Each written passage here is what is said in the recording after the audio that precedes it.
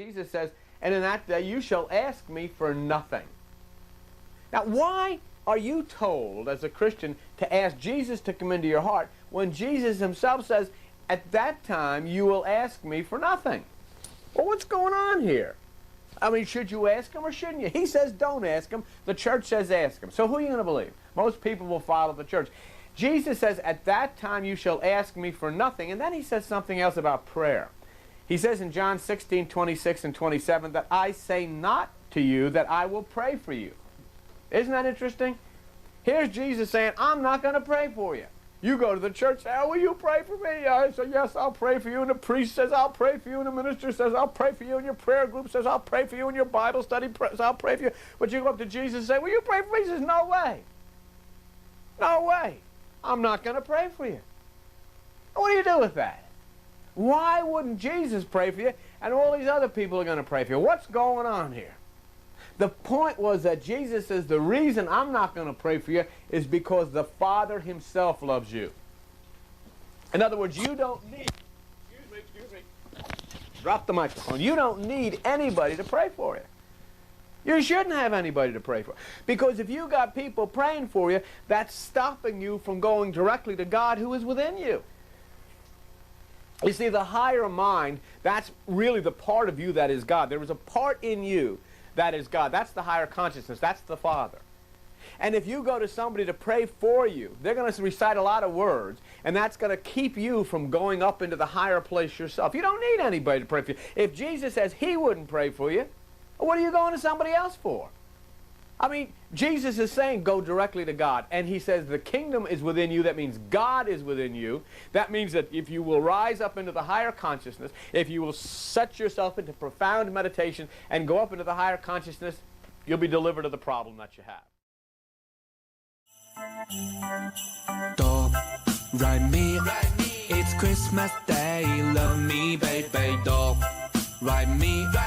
It's Christmas Day, where's your baby? This is for you. Alright. I want to talk about something. Jesse's service today. Well, not today, but actually last week's service, and I'm just now getting caught up. Because I hadn't looked at today's service yet. But I'll probably check that out in a couple of days. So Jesse's service, he talked about the Judas, the betrayer within. You know how Judas betrayed Jesus and all that. I've talked about that before. It's pretty amazing that I spoke about that. There's this weird thing going on right now with Judas. I don't know why Judas is getting brought up so much lately for some weird fucking reason. But he, the way he framed it was interesting, where he spoke about Judas as if the Judas was within, right? Which would be like the thoughts that lie to you, the language. And to me, the language we're taught, right? That's the ultimate betrayer, because from a very young age, you know, right out of our mother's womb, we begin. The gaslighting process starts. The gaslighting process. The gaslighting process starts, where it's like we get gaslit into believing that words matter, or that our thoughts matter, or our feelings matter, as if any of that is somehow substantiated in reality, which it isn't. And that's Judas. That's like the metaphor for Judas's betrayal, or you can think of it as Jesus perhaps. He trusted his disciples, right? He trusted the 12, and you can think of the 12 disciples as being within him. This parking lot is fucked, man. But you can think of the 12 disciples as a part of him, sort of like I spoke about the Wizard of Oz, where the characters in Dorothy's mind aren't literal characters, they're aspects of her. And you're going to find that out as you begin waking up, as you begin seeking that the people in your life are just aspects of you. And I know a lot of you aren't going to understand this, but it's like the outside, I've said this so many times, where it's like the outside world is like a living metaphor. The reality is a living metaphor for what's going inside of you, because it's your mind that interprets material, interprets the objective, and the subjective is within, right? The subjective is within you. So there's this idea that Jesse Peterson presented, that the thoughts are the betrayer. Like your feelings, what's going inside of you is a betrayer, which is the subjective. And I've been listening to Carl Jung. He has a lecture series, or he I don't know if it's part of a book or a lecture series or what, where he speaks on introverts and how introverts, I haven't got into it too much, but I'm going to see if I can kind of navigate this and talk about this as I'm thinking about it, from what I understand about it. And I got notes on it, so I'm going to go and look at my notes really quickly.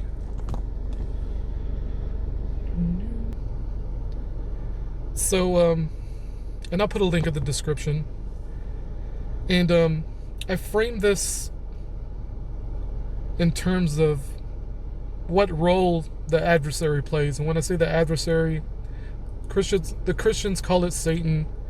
The circles that I hang out in, they call it notnilc, which is like, you can think of it as, and this is just an example, okay? This is not literally what it is, but think of the government, right? You got the government, and then some people like to say there's a government above that or below that, or whichever way you want to look at it.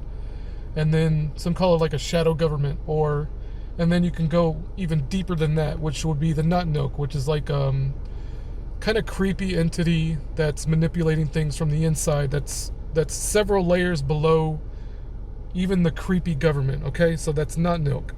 So what is their role?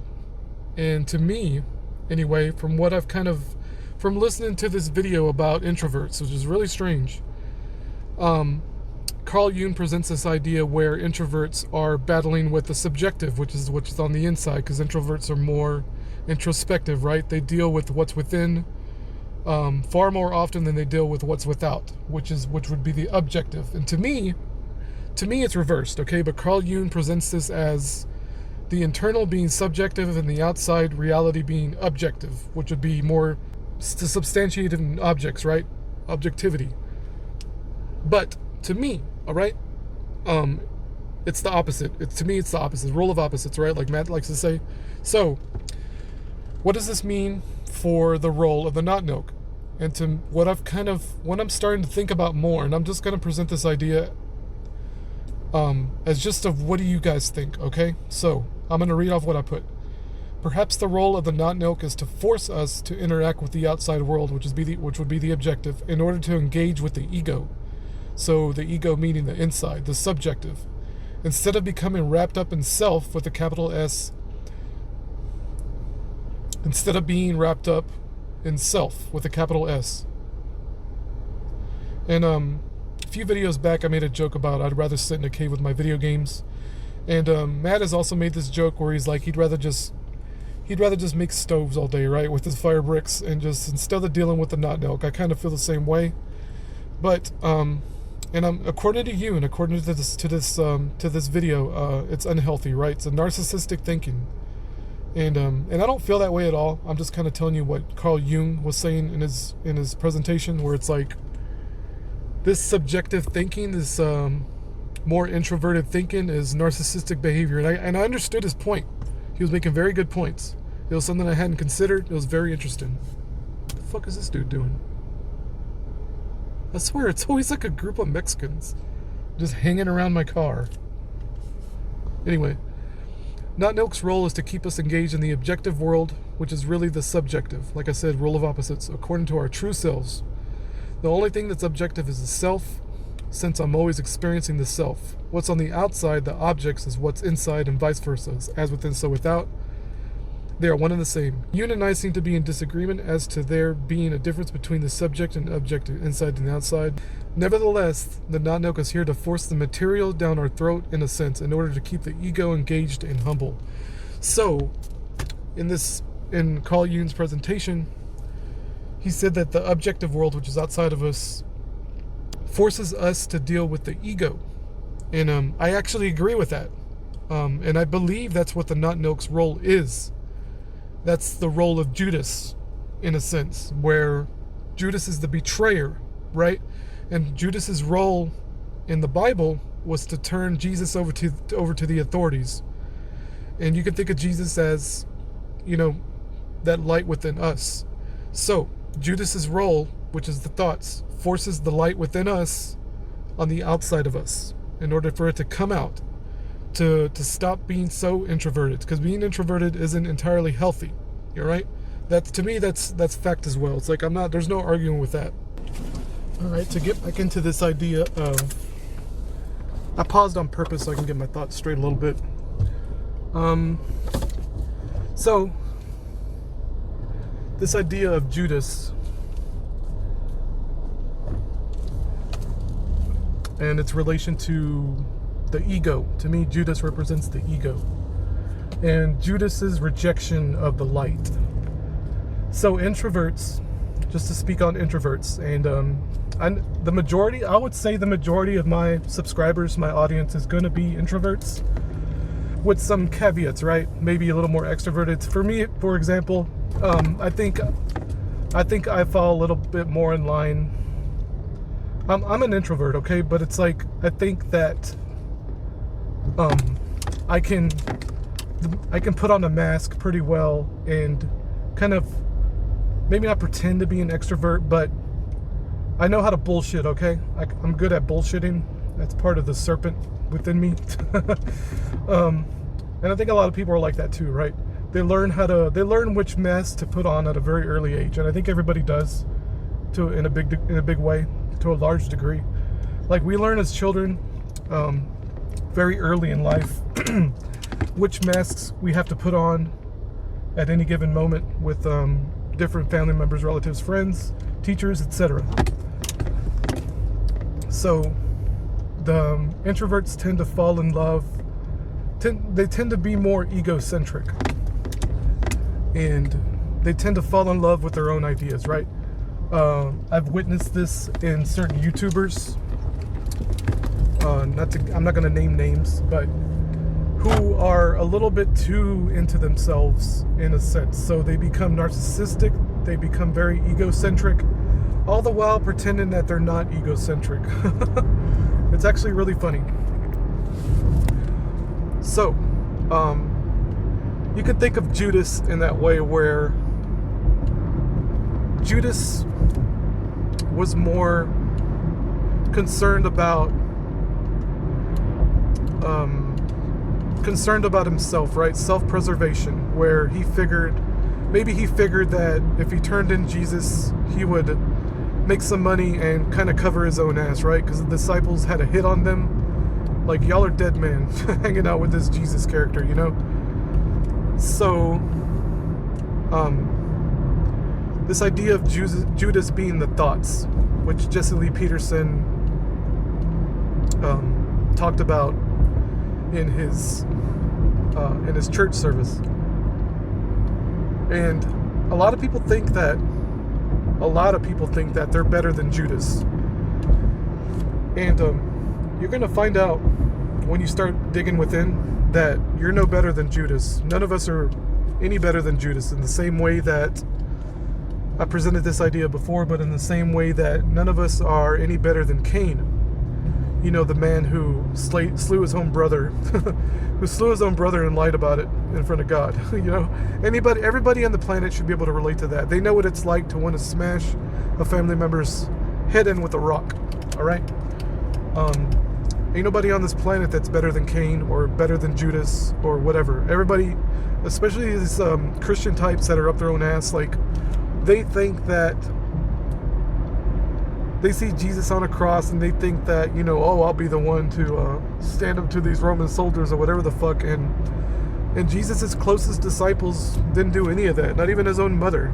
I've talked about that before as well, where it's like, even his own mother stood to the side and just let it happen. It's like, and a lot of y'all would say, and fair enough, where it's like, what could Mary do? What could his mother do? It's like, okay, but it's still besides the point. She still had to stand to the side and just watch it happen. She couldn't do a thing about it, and nor did she probably want to. Like, self-preservation, right? Like, Mary was no better than Judas in that aspect. So you got the thoughts, right? The thoughts are the betrayer. Your own ego will betray you. Just to self-gratify itself. It'll keep itself, keep itself asleep. Just to please your mother or please a family member. You'll betray the light within you just to pacify somebody for your own ego, just so you can keep, fucking about. It's hard to give an example, right? But let's use let's use your spouse as an example, or a girlfriend or a boyfriend. Like, you say some bullshit just to pacify them, right? Instead of being honest with them, you betray yourself just to get along. And that's what I mean by the thought. Your own thoughts are the betrayer. Let me just say about the traitor that's in you. And the young lady is right. It's the thoughts. It's the thoughts. What you don't know, your thought is your bitter enemy. Your thoughts are pure wickedness and evil. There's nothing good about thought. Your thought is your Judas. Your thoughts is your Judas. And your thoughts pretend to be friends. It pretend to give you the answer to a situation. It'll come and kiss you on the cheek and give you an answer. And it'll give you an answer to it, and why it's setting you up to be destroyed. Because it knows you're going to believe it. And you listen to Judas, and you carry out the act and destroy yourself. When Christ was talking about Judas in the Bible, and when you read the New Testament, you're going to see this now, I hope. He was talking about, Christ always talked about spiritual things, for the most part, but you thought he meant physical things. And the people that were listening to him, except for those who were able to see, they thought he meant physical. He was always talking spiritual. And even when Judas did what he did to Christ, he was talking about spiritual things. And those things are happening in your mind because the devil got your mind. He's living in you. The devil was doing that to you. Judas is inside of you. That's why you turn on other people. You'll be a friend to someone now. As soon as you get mad at them, your wife or your husband, you're going to turn Judas right over and tell the neighbor, oh, my husband beat me, or my husband cheated, my husband is this, right? You're Judas. But it's happening all the time in your mind. When you listen to the lies, consult with thoughts, you're consulting with Judas, with the devil. You don't understand yet. That's what I was saying to my friend here, is that she thought she had at least further along. The moment you think you're further along, you're way in hell. All right. Let's get back into this Judas, the thoughts thing.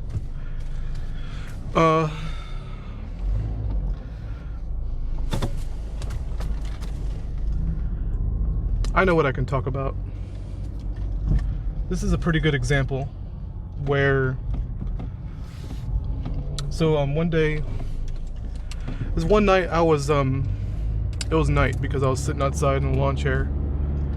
Just, I left my phone in the house, just sat outside with no distractions, so I just sat there with my eyes closed and just sat in the lawn chair and just chilled out. Kind of like a meditative thing, a meditation thing. And this, and I've talked about how, when you first start meditating, like the thoughts are going nuts, right? But this thing, when I finally got the thoughts to slow down,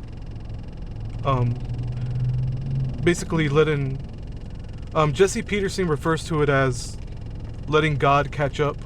That's the point of meditation. So you let God catch up.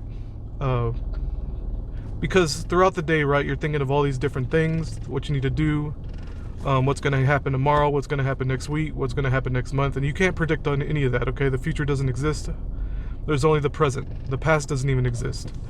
So you're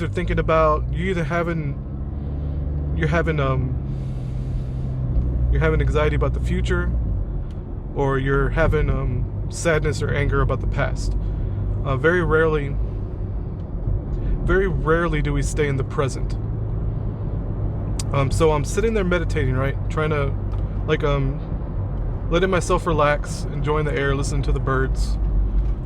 Just being in the present, right? And when I finally got the thoughts to slow down, a new thought happened where it was like, oh, now I'm present. Now I'm calm. And then after a while of sitting there and thinking this, I realized that those were thoughts as well. And I was like, and I don't know, it was like an epiphany though at that point, when I realized, like, how do I put it?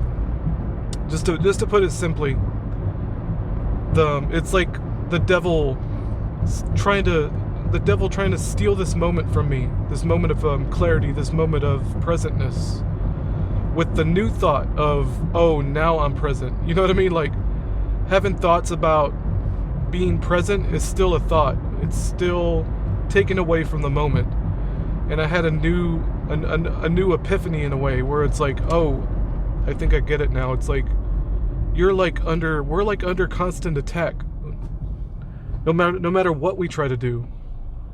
And it was just really nice to have that realization in that moment. This was like I think maybe like 2 months ago that happened, where I was just sitting there letting the thoughts pass. And when the thoughts passed, when God finally caught up to me, it's like, you know, the devil took over again. The new thought occurred where it's like, oh, now you're present. And that's bullshit too.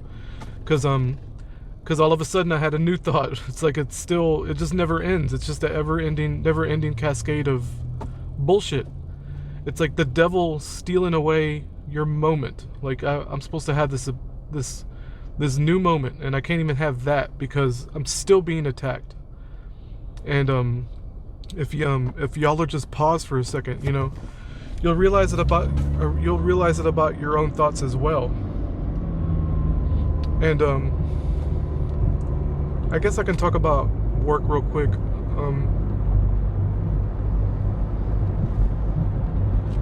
What's today? Today's Monday. Okay, so it was Saturday, where nobody, like, the schedule was fucked up, and I think we had a call-in Saturday, so I was by myself for, like, not by myself, I was just me and a cashier, which is, you know, during the holidays, on a weekend, on a Saturday, that's not the way you schedule at all. So it was just me and a cashier, and at one point it was just me. It was me for like maybe 15 minutes before I managed to get somebody up front. I had to call somebody from the pharmacy to help out.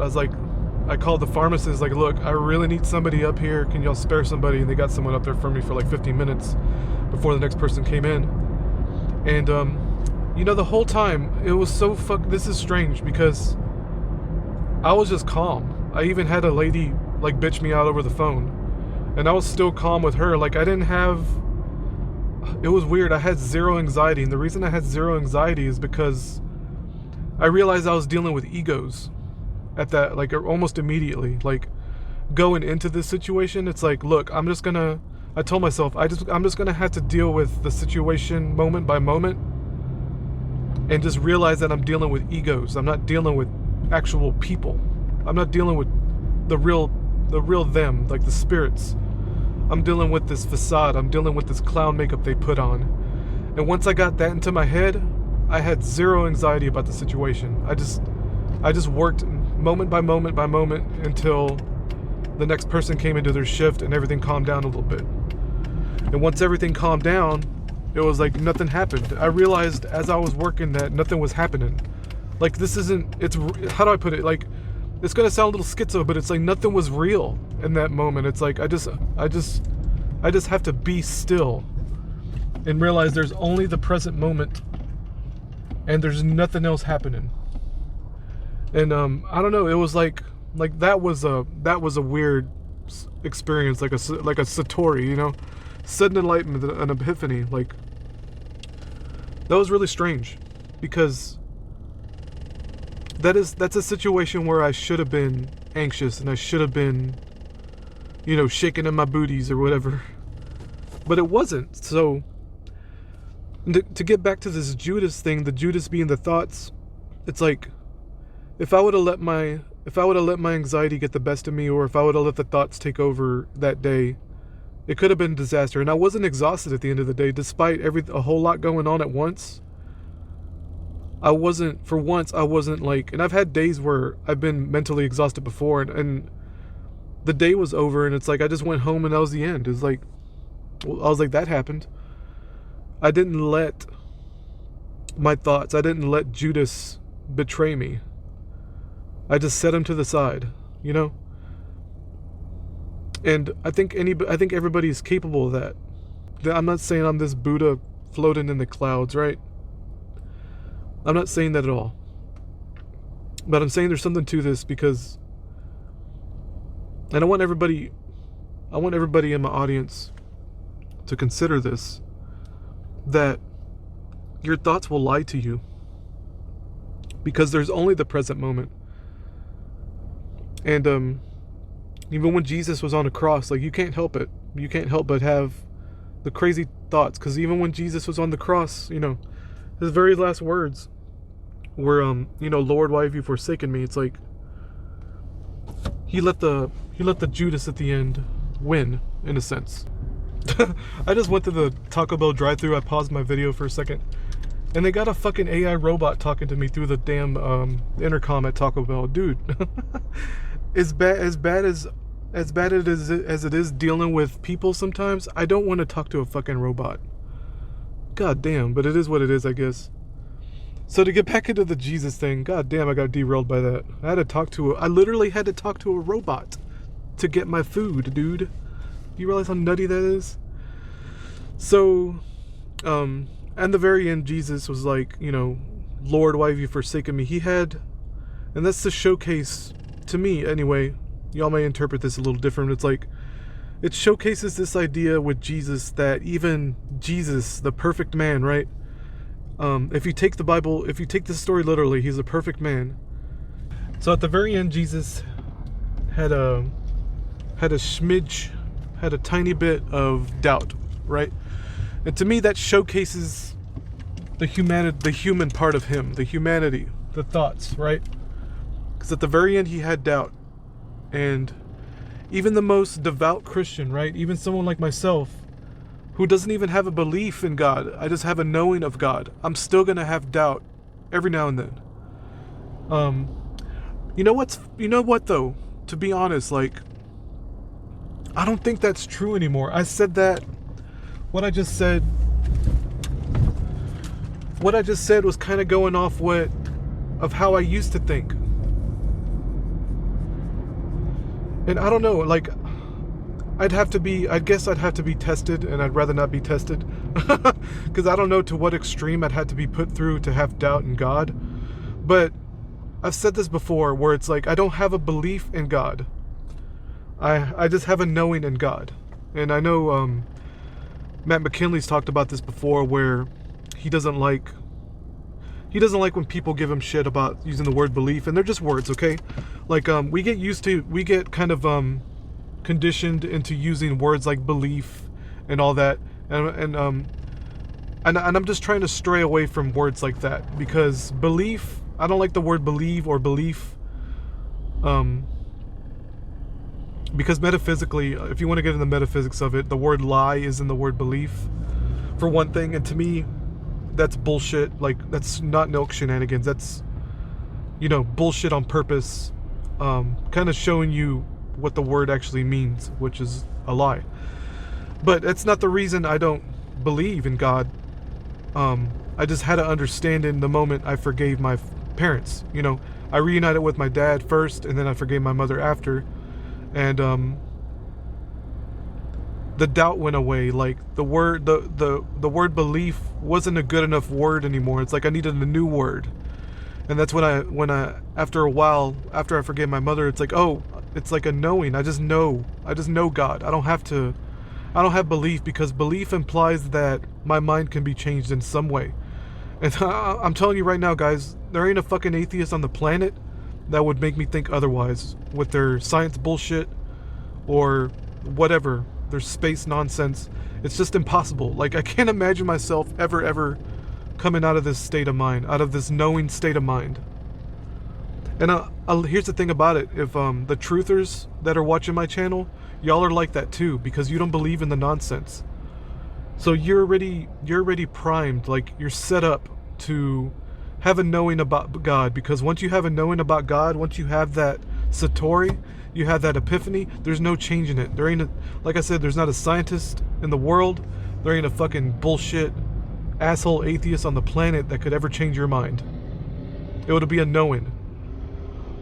Unlike a lot of these Christians, where these Christian assholes, these Christian parents, these preachers and pastors teach bullshit out of a book. There's nothing worse than, oh man, I tell my daughter this stuff all the time, and it sounds crazy on the surface, and I think she understands, but it's like, if they're having to teach you out of a book, you have to question it, because there's editors and writers involved in books, and you never know what bullshit propaganda is going to be in that book, no matter what it is, because people are filled with biases and neuroses and all of that shit. I talk about this all the time. So you got these stupid parents and these stupid preachers teaching, quote unquote, teaching their children about God, rather than just being living spirits, rather than just living out God's light. And I'm not saying I'm the guy, okay? I'm not saying I'm the dude living out God's light. But I think I'm a little closer than these other guys. I'm not trying to, like, be this bragging asshole. But I'm telling you, like, I don't teach my daughter the Bible, okay? I'll talk about it every now and then. I'll give examples. I'll talk about stories in the Bible. You'll never catch me reading it. You'll never catch me reading it word for word or talking about different versions of the Bible. I'm going to give you the too long didn't read version of a story, and you take it however you want. I'm going to give you my interpretation. I'm going to talk about the spirituality. I'm going to talk about the perhaps the symbolism or the metaphysics of it, or the psychology of it. You'll never catch me reading it. And every now and then I have to reference it, right? I have to go Google it or whatever and read what it says, because maybe I'm misunderstanding something, or maybe I'm misremembering, and that's normal, okay? Referencing something is fine. But I don't read to remember. And like I said, you'll never catch me reading the Bible to somebody, for the most part. Never say never. But I don't teach my daughter the Bible or teach her about God. I'll talk about, like I said, I'll speak about it when I feel the need to, when the topic comes up. But I'm going to do my best to live it out. And to me, living out God's light is just being a father, being a husband, you know? The real meaning of fatherhood, the real meaning of husbandry, which is taking care of your family. And you have a lot of Christian men, these so-called Christians, man. And nothing drives it home worse than now, like the holidays, where the town I live in are a whole bunch of Christians up their own assholes, right? They love to smell their own farts. And they're just a bunch of fucking dickheads, like the woman I got chewed out by, over nonsense, over something stupid, like, and it's like, she can't even have an understanding, that the basic understanding as a Christian woman, right? Because I'm pretty sure she's a Christian woman, that she's talking to a human being. She's not talking to some robot. And maybe this AI bot thing needs to come sooner, right? So that way they can yell at bots or do whatever they want. But they can't even, a lot of people can't even understand they're talking to a person. And when these people talk to an employee, or they talk to somebody, like, They just see him as an entity. They see him as the company. So in their mind, they justify how cruel they can be and how cruel they act and how horrible they talk to you or whatever. They justify it in their minds. And I understand having standards, dude. I don't have a problem with people having standards. Okay? To be honest, I'm nicer to people. I'm actually kinder. I'm a lot nicer to people that are nice to me when it comes to like situations that I need to correct as a, as being a customer service person dealing with a customer. If something's not right with the situation, I'll try to correct it if they're nice. If they're being a fucking asshole about it, I'm gonna go through all these hoops just to make sure that I either one, I don't do it, or number two, I waste their time as much as possible. I'm just out to waste their time at that point and to piss them off. But the nicer the person is, the more willing I want to help them. Because I don't know what that means, okay? We'll just leave it at that. But the Christians around here, they're teaching all of these stupid values and all these stupid morals. You can't teach values and morals. The parents either live it out and they either get their instructions from God directly or they don't get them at all. If they're getting their instructions from some fucking preacher reading on the pulpit, reading the Bible, and it's not gonna happen, okay? It's just not.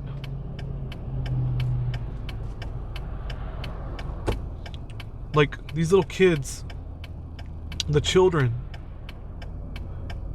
aren't learning from their parents. They're learning out of a book, and they're learning from a preacher. They're learning from some weird fucking proxy of the notnilc, right? These preachers and pastors, and the Bible itself is a fucking proxy for the notnilc. And you got multiple generations, baby boomers, whatever, fucking millennials, everybody getting their morals from a goddamn book. And some of them aren't getting morals from anything, and maybe they're, to me, in my opinion, they're better off. Maybe.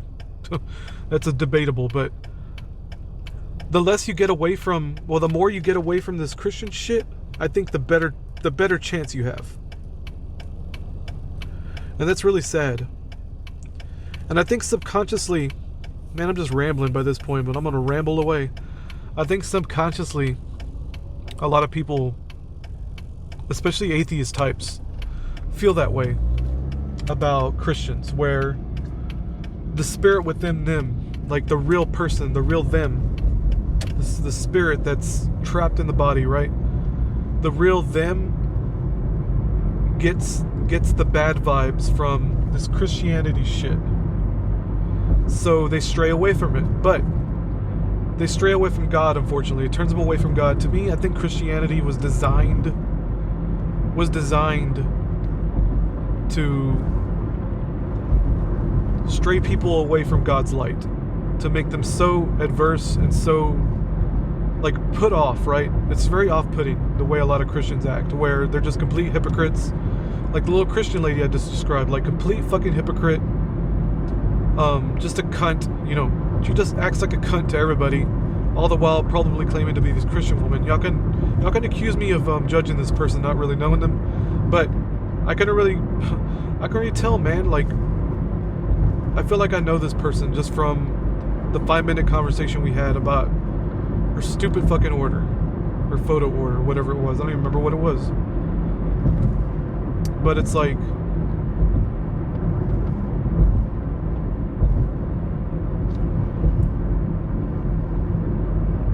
you just have like you have like so many atheists, right? So many kids, like me for instance, Christian, a little boy raised as a Christian turned atheist because of my crazy fucking family being like, well, these are Christians. And I wasn't out saying like, hey, I'm an atheist now. That's just what I became. It's like, hey, what's the point of this Christian shit if everybody's a hypocrite and y'all just do the opposite of what it says in the Bible anyway? Like my mother, for instance, going out to bars, getting drunk every night, hooking up with strange men, putting men between me and her. As soon as my dad died, right, she's out and about in the bars again, looking for some cock, looking for some dick. And that's basically what it was. Y'all can get all mad about talking about my mom, but that's what it was. That's what happened. She's looking for some dick, man. And I get it. She's looking for the father figure. Duh. I know what went on with her. That's why I forgave her. She spent an eternity searching for that father figure. She died, dude. She spent a whole lifetime searching for God, not knowing that it's within her already. It was within her father. But her father was too weak, right? Her father was too weak. Her mother was a cunt. Her mother was a cunt. Her mother was a bitch. And she just turned out just like her mom. She died not understanding that. And to what degree was it my responsibility to fucking tell her this? I'm not her fucking dad. It's like I forgave her, and that's... Hey, you know what? It's on her after that. And she understood, supposedly. I can't question her now, she's dead. So, it's really sad, y'all. It's not funny. But you gotta laugh at it, because so many people go through their whole lives suffering. And they just want to suffer. They love suffering, dude. I've said this so many times on my channel, and it's like... It's almost like... Oh, man. They'll suffer for a lifetime just to prove a point. Like, what point, dude? What point is it? Metaphysically, like... The spirit and the body, what does Matt call it? Your higher self. Like my mother's higher self. What was she, like what were they doing? It's like, hey, you know, I'm gonna spend a whole lifetime in this body. I'm logging into the video game, you know? I'm gonna play this video game. I just wanna suffer the whole time. Don't tell me about God. I want to be mad at my father and my mother my whole life. I want to raise a son. Well, not really raise a son, but I want to pop out a son. I want to pop out 2 sons and just ignore them. See what happens. You know, that's the game she played.